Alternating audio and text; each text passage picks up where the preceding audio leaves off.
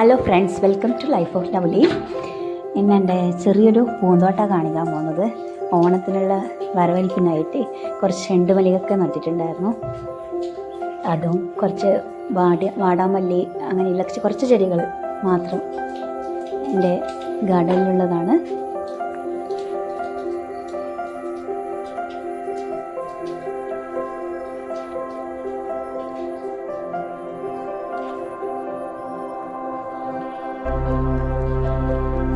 ഓണാകുമ്പോഴേക്കും എല്ലാം വിരിഞ്ഞു കിട്ടുമെന്ന് പ്രതീക്ഷിക്കുന്നു.